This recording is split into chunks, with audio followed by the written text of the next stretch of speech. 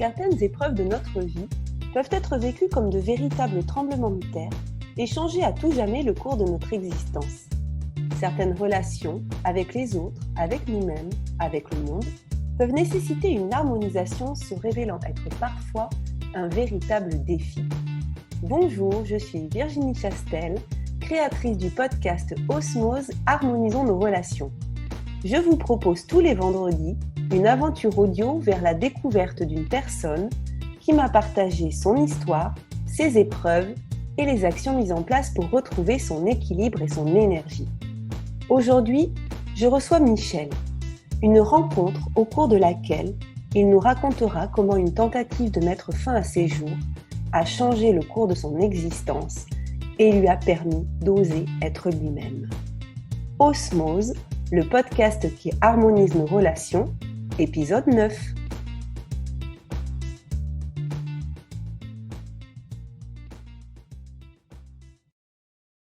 Bonjour Michel.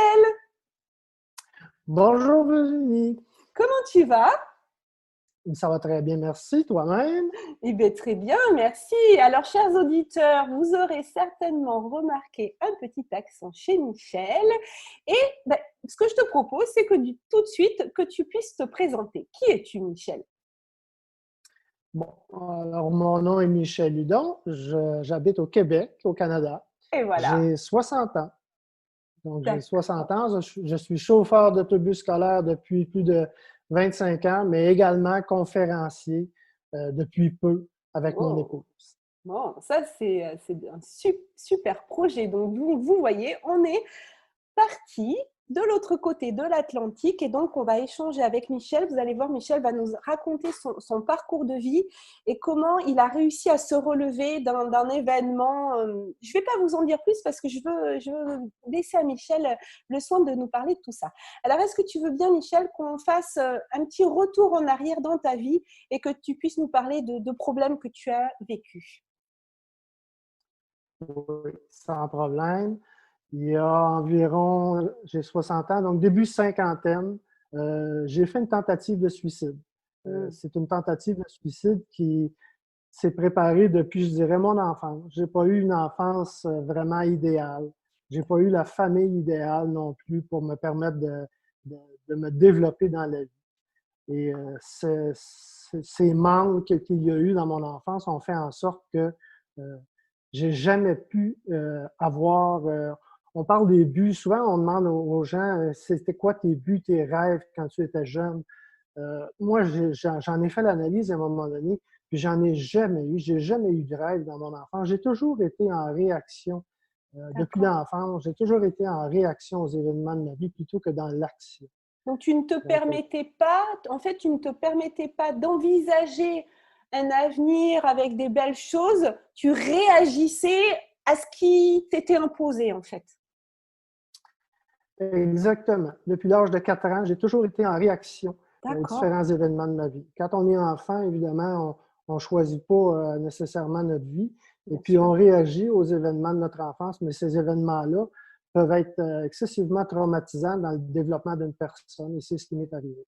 D'accord. Et ça, quand tu les vivais, tu ne te rendais pas compte à quel point c'était traumatisant. En fait, tu subissais et tu avançais. Mais qu'est-ce que tu ressentais quand tu étais… parce que là, ta tentative de suicide, elle a été faite à la cinquantaine. Donc, il s'est quand même passé 50 ans de vie avant d'arriver à cette décision. Est-ce que c'était une vie de… Qu'est-ce que tu ressentais? Tu étais en souffrance? Tu trouvais que c'était de l'injustice? Tu étais quelqu'un qui était triste, coléreux? Comment tu étais? Comment tu vivais les choses? J'étais tout ça. J'étais triste. J'ai toujours été habité par un vide. Depuis mon enfance, j'ai toujours été habité par un vide, sans jamais vraiment connaître ma vraie personnalité. On ne m'a jamais aidé à développer cette facilité, pas facilité, mais à développer cette personnalité que j'ai jamais su j'étais qui exactement. D'accord. J'ai toujours été en réaction à ce que les gens me disaient. T'es pas bon, tout ce qu'on peut dire, là, la dévalorisation de soi, ça a été ça durant toute ma vie. D'accord. Donc, j'ai jamais pu prendre vraiment mes marques pour dire, bon, ben moi, dans la vie, j'ai tel type de tempérament, c'est plutôt les tempéraments que j'avais, c'était plutôt des tempéraments qui m'étaient imposés par mes parents, par mes pères. Et je ne pouvais absolument pas rien faire contre ça. Quand on est jeune, on ne sait pas qu'on peut aller se confier à quelqu'un. S'il n'y a pas une personne marquante dans notre Oui, entourage, oui, sans que ça soit nécessairement un parent, eh bien, on ne sait pas à l'enfance qu'on peut parler de différents et oui. problèmes avec des personnes. Et on subit d'années, au fil du temps, on subit et on accumule de la frustration par rapport à la vie. Et oui, parce qu'en fait, quand on est enfant, effectivement, tu l'as dit, on ne peut pas savoir qu'il y a d'autres possibilités. Donc, on réagit par rapport à ce qui nous arrive. Et si on ne nous permet pas de nous connaître nous-mêmes, eh bien, on ne s'autorise pas ça. Et comme tu dis, si à un moment donné, on ne croise pas la route, alors ça peut être une personne, ça peut être un livre, ça peut être... voilà, il y a plusieurs façons d'éveiller sa conscience, j'ai envie de dire. Et toi, tu vivais pas ça, en fait. Ça s'est accumulé et tu parles de frustration, c'est-à-dire que ça, au bout d'un moment, ça se remplit, ça se remplit, ça se remplit, mais pas de belles choses, en fait. Exactement, ça se remplit. Et puis, quand on arrive au début de l'âge adulte, de l'adulte, eh bien, on adopte une attitude de victime.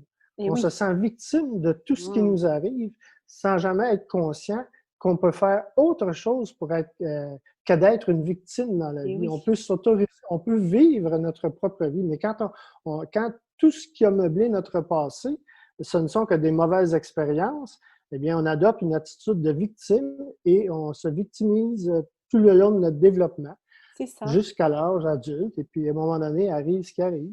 Et oui, parce que Ça craque. ce que tu dis, c'est que on, on a cette attitude de victime au départ parce que c'est un moyen de défense finalement, mais tu as parlé de victimisation, c'est-à-dire qu'il y a une sorte de complaisance dans cette attitude parce qu'on ne sait pas faire autrement. Donc, c'est pas forcément une zone de confort, mais c'est une zone qui est connue. On connaît que ça en fait. Exactement. Et quand on se sent victime, et on devient excessivement vulnérable à Eh tout notre oui, environnement. Quand on est adolescent, bon, comme la plupart des adolescents qui ont des problèmes, eh bien, moi, je suis tombé dans la drogue assez jeune dans mon adolescence. Et des d'accord. drogues dures. Mmh. Donc, tout ça, ben, ça fait en sorte qu'on n'attire pas les bonnes personnes Eh pour oui. nous aider à nous en sortir. Et puis, dans le fond, tout ce qu'on fait, c'est que on oublie, on noie pas, on gèle le présent parce que notre présent ne nous satisfait pas. Mais ça se fait tout de façon inconsciente quand Bien on est sûr. adolescent. Mais oui. Mais après ça, on s'enfonce et plus ça va et plus on s'enfonce et plus ça crée d'autres problèmes qui amènent d'autres problèmes. Et c'est une chaîne d'événements qui font en sorte qu'on est toujours en réaction aux événements de notre vie. C'est ça, c'est le cercle vicieux, la descente infernale, qu'il n'y a aucun événement en fait qui va stopper la machine et faire tourner la roue dans l'autre sens. Et chaque chose vient confirmer le fait qu'on est une victime. Et là, on s'en sort pas en fait. Et c'est ce qui s'est passé pour toi en fait. Tu t'en sortais pas. Non, exactement. J'ai toujours une vision en tête. Quand j'ai présenté mon épouse à mon père, pour vous donner un petit peu la façon dont j'ai été élevé. Et oui, Quand j'ai présenté mon épouse à mon père, j'avais début trentaine, c'est ma deuxième épouse. Puis la première chose qu'il m'a dit, c'est que j'étais chanceux d'avoir mon épouse dans ma vie parce que si je ne l'avais pas, je ne serais rien. Et étant oui, donné que j'étais dans une position de victime, oui, je n'ai pas su quoi répondre et j'ai accepté, comme je l'ai toujours fait dans le passé, j'ai accepté sa remarque et je l'ai pris comme mienne. et oui. Je n'étais rien. Donc, Ouais. pour moi, c'était très difficile de voir autrement que dans la position d'une victime. Et oui. Et oui, quand en plus, tu as tout le monde qui vient te confirmer ce que déjà, toi, tu penses, parce qu'on te l'a déjà tellement mis dans la tête, et que là aussi, en position d'adulte, voilà, comment s'en sortir, effectivement. Ben, exactement. De là, l'importance d'avoir des gens qui sont, si par bonheur, tu croises une personne qui croit en toi, Mm. comme ce fut le cas avec mon épouse, ben là, ça t'aide à cheminer tranquillement. Mais les dommages des 50 premières années étaient là. C'est dur d'oublier. On dit qu'il ne faut pas penser au passé. tu peux pas dire j'efface le passé, Mais j'oublie le non. passé. C'est Ouais. impossible de faire ça. C'est toujours dans un petit tiroir en arrière, puis ça refait surface à l'occasion. Donc, c'est très difficile d'évoluer avec cette pensée-là tout le temps. Tu as beau te dire, bon, ben, j'oublie le passé. Non, ça se fait pas comme ça. Ouais. Le Non. passé est toujours présent. Et jusqu'au moment, effectivement, où tu finis par prendre cette décision que bah, la vie, vaut mieux qu'elle s'arrête, en fait. Ça sert à rien. Ben, disons que, ben, exactement. C'est que ma femme est une femme qui est excessivement positive. On a eu deux enfances totalement différents. Elle est issue d'une grosse famille. C'est la 17e d'une famille de 18. Elle a le bonheur facile. Elle a une confiance en elle. Ses parents l'ont toujours, malgré le fait qu'ils vivaient dans une grande pauvreté, Ouais. l'ont toujours poussée, stimulée à croire en elle. Et ça a fait en sorte qu'à l'âge adulte, c'est une personne qui fonce dans la vie, Mmh. comparativement à moi qui ne fonce pas dans la vie.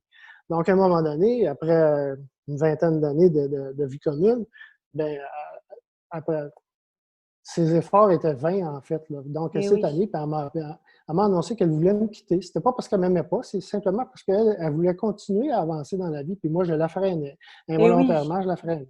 Et oui, à un Donc, moment je l'ai donné, très mal mis.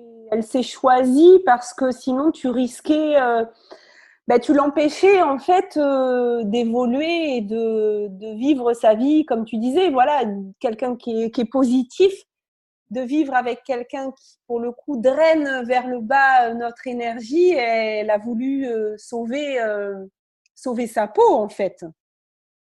Ben, c'est exactement ça. Donc, quand elle me l'a annoncé, étant donné que j'étais pas fort psychologiquement, donc la seule solution que je pouvais avoir pour la libérer, me libérer moi de ce que je Oui, vivais depuis une cinquantaine d'années et de la libérer elle, ben, ça a été de m'enlever la vie. Donc, j'ai fait une oui, tentative de suicide. oui. Et là, C'est c'est une sacrée décision, effectivement, d'en arriver là. Et comme tu le dis, c'était la libérer et te libérer, et stopper la souffrance, en fait.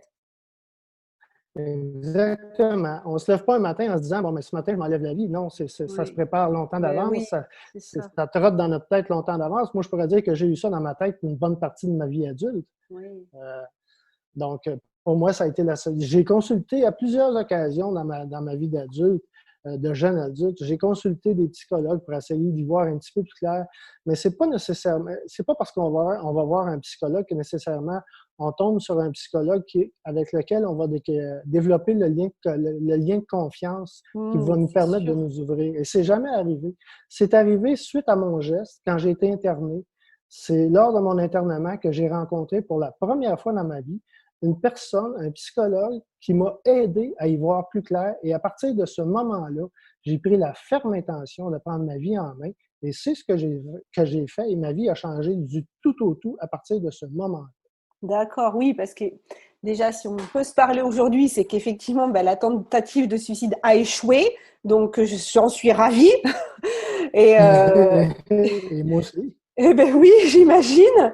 Mais voilà, comme tu me dis, c'est que après, il y a eu voilà, cet internement et que ça a été finalement une bénédiction, quoi. C'est-à-dire si tu n'avais pas été interné, tu n'aurais pas rencontré ce psychologue-là. Donc, j'ai envie de dire, elle avait sa raison d'être, cette tentative. Parce que si tu ne l'avais pas faite, ben, la vie aurait continué dans cette souffrance. Et On peut passer une vie entière dans une souffrance sans jamais rien faire. Mais dans mon cas, cet événement-là, je peux juste remercier cet événement. Premièrement, remercier la Terre, le ciel que je me sois manqué, mais oui, remercier cet événement-là aussi parce que cette personne-là n'aurait pas croisé ma route et j'aurais continué à vivre dans le malheur jusqu'à la fin de mes jours. eh oui. Cette personne-là m'a fait comprendre que dans la vie, ben, je pouvais oser. Et c'est ce que j'ai fait. Que J'ai tu osé pouvais à partir de ça. oser. Et oui, Oui, oser. que je pouvais oser dans la vie. Mmh. Chose que je ne m'étais jamais permis avant. D'oser être moi-même, je n'avais jamais osé faire ça. Eh oui. Donc, à partir de ce moment-là, oui, j'ai décidé de mettre mon pied à terre et de dire, moi, je suis telle personne, je suis une personne sensible, j'ai à cœur d'aider les gens. Je l'ai toujours su, mais je ne l'ai jamais mis en pratique. Eh Et oui, à partir de ce moment-là, je me suis dit, pourquoi je n'oserais pas essayer d'aider des gens plutôt que de me plaindre tout le temps de ma situation? eh oui, Et ma vie a changé eh oui. grâce à ça. Et oui, parce que tu te sentais pas cette capacité d'oser être toi-même parce que en fait on t'avait jamais valorisé, donc l'estime de toi elle n'y était pas. Certainement que tu devais te dire mais qui je suis moi pour vouloir faire telle ou telle chose. C'est ça en fait. Ah ouais, comme mon père me l'a dit, moi, dans la vie, je n'étais rien. Et oui.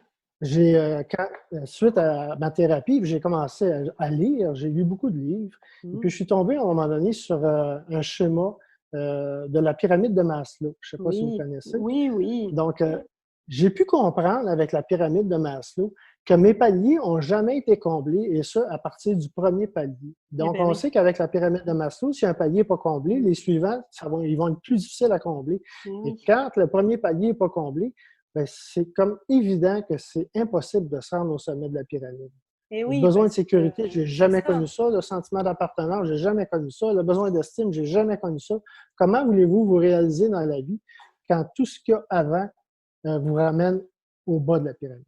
Mais c'est ça. Donc, C'est-à-dire que à les part- premiers besoins, ils sont censés être comblés par les parents. Les premiers besoins déjà physiologiques et après, comme tu dis, les besoins de sécurité. Et quand enfant, on ne nous comble pas sur ces besoins-là, alors après, le besoin d'estime, qui est le quatrième niveau, c'est impossible en fait. c'est impossible. C'est une notion qui nous est complètement inconnue, Ouais. l'estime de soi. J'ai jamais eu d'estime pour moi avant de me prendre en main, avant de décider de me prendre en main. J'ai jamais eu d'estime pour moi. J'ai jamais eu cette volonté-là parce que ça m'était totalement inconnu. Et alors, comment on fait alors quand on a passé sa vie à ne pas connaître l'estime de soi? Ensuite, tu dis, voilà, il y a cette rencontre avec ce psychologue qui me dit que voilà, je vais pouvoir oser être moi-même. Est-ce que c'est vraiment le choc, le point de rupture de la tentative de suicide qui fait que là, un peu comme un électrochoc, qui te donne enfin la possibilité de vivre ça? Disons que cette prise de conscience que j'ai faite m'a amené, à ma sortie de l'hôpital, à écrire un livre. C'est D'accord. un livre que je ne publierai jamais, mais Oui. ça a été une très bonne thérapie pour moi. Ah Et oui. j'ai changé mon mindset. J'ai commencé à penser plus positif, à m'entourer de positif, puis à éliminer le négatif de ma Mmh. vie. Et oui. Donc, j'ai commencé à lire justement des livres, la télévision, tout ce qui toutes les émissions de violence ou des nouvelles qui sont en passant 90% négatives. Donc, j'ai tout C'est mis sûr. ça de côté pour écouter des émissions plus positives, des émissions qui mettent de l'avant l'humain. Et puis, Mmh. c'est ce qui m'a aidé à. Je me sentais vraiment bien dans le fait de m'entourer de positifs. Ça m'aidait à avancer. Et c'est comme ça, en écoutant des émissions positives, en faisant de la lecture, maintenant avec Internet, c'est merveilleux Mais tout ce oui. qu'on peut trouver. Mmh. YouTube, les conférences, on peut en suivre tant qu'on veut.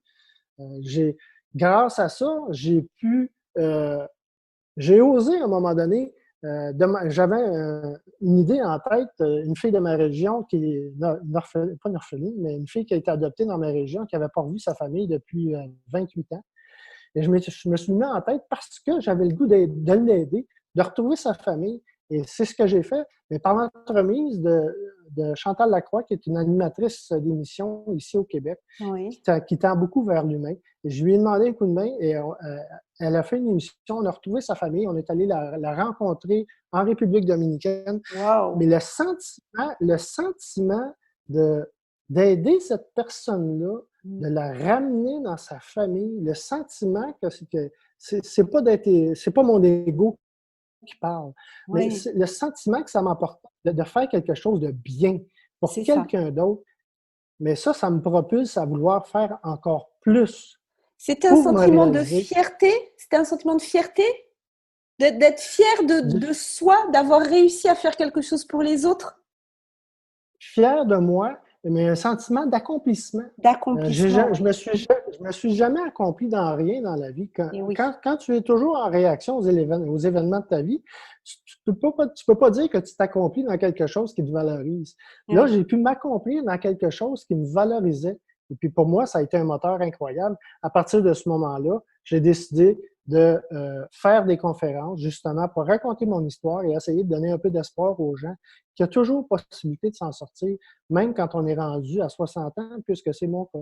Et oui, toujours la possibilité, à partir du moment effectivement où on prend cette décision de reprendre sa vie en main, tu as utilisé tout à l'heure le mot de, voilà, il a fallu mettre le pied à terre et de s'assumer comme tu étais, d'avoir ce côté sensible, de vouloir aider les gens.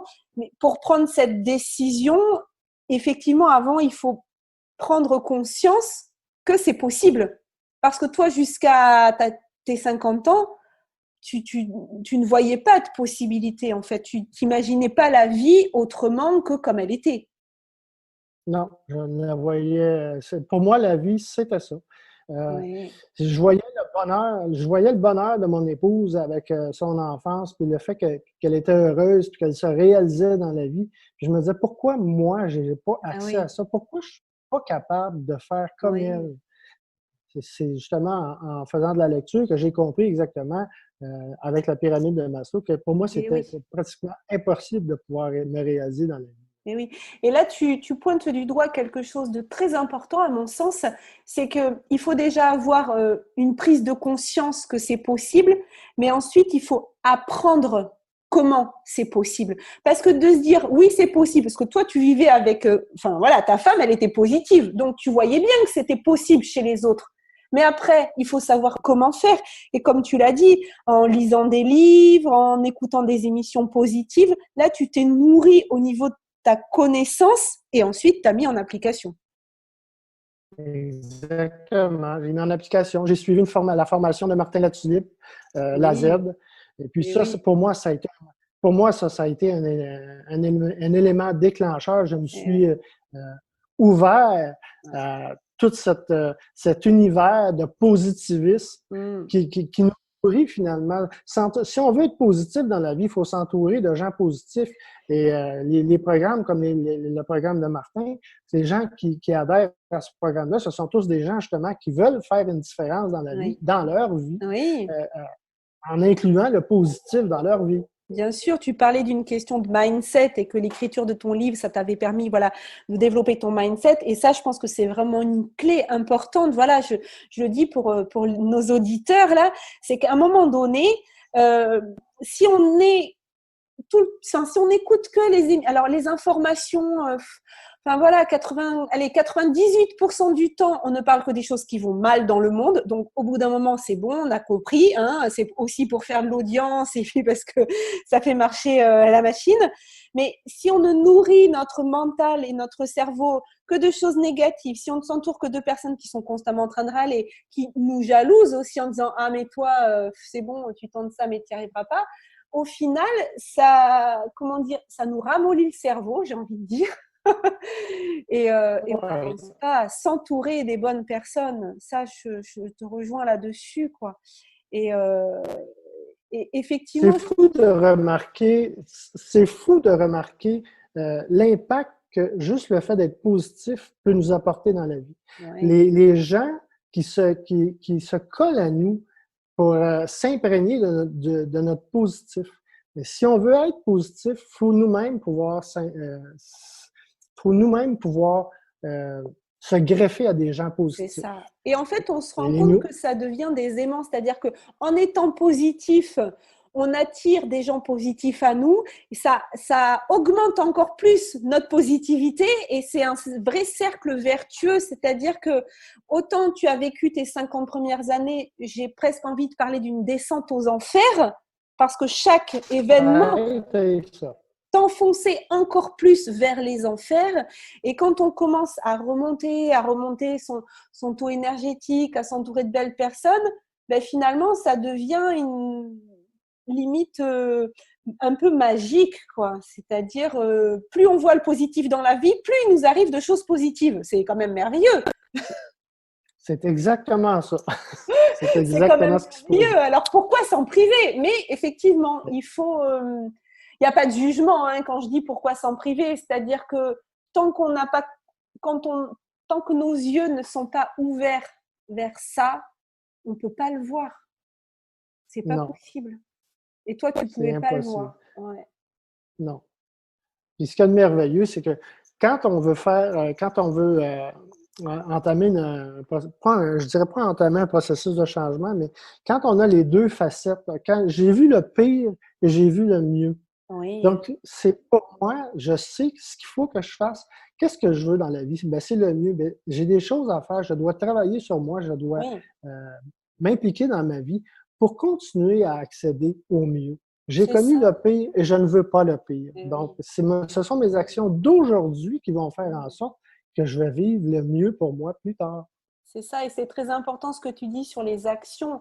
C'est-à-dire qu'il ne suffit pas juste de dire je veux le mieux. Oui, mais quelle action concrètement je mets en place pour avoir le mieux? Et c'est ce que tu fais. Exact. Exactement.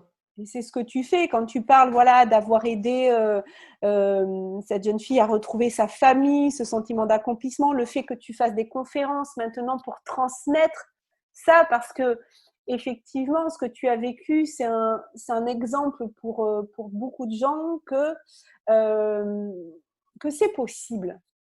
Que c'est Ouais. possible. Un type, suite à une conférence, un type est venu me voir après la conférence, puis il dit, je vais être franc avec toi, il dit, parce que je parle ouvertement du suicide dans la conférence, et puis je vais être franc avec toi, il dit, ma femme s'est enlevée la vie, on était au mois de mai, je crois, il dit, ma femme s'est enlevée la vie au mois de novembre, et Ouais. puis mais elle avait une condition médicale là, qu'elle ne pouvait plus supporter. Il dit, je vais être franc avec toi, il dit, j'y pense, moi aussi, sérieusement.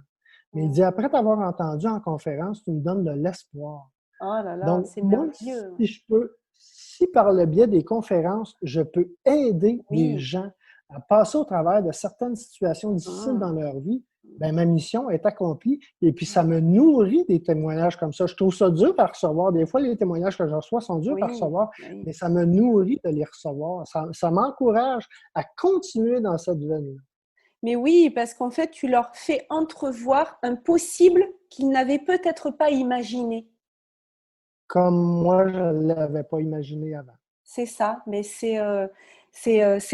voilà, j'ai pas de mots parce que je trouve ça tellement émouvant et puis de se dire que tu as réussi à transcender cet événement de ta vie pour en faire quelque chose de merveilleux pour toi aussi, mais de merveilleux pour les autres et qu'aujourd'hui tu partages cette histoire et qu'en plus, bah, du coup, ça t'apporte. En fait, c'est gagnant-gagnant, c'est-à-dire que tu vas apporter aux autres une motivation et des possibles et toi, ça te nourrit dans cette confirmation que non, tu n'es pas rien et que oui, tu as ta place dans ce monde comme dit Martin, hein, d'avoir le courage de faire de ce monde un monde meilleur.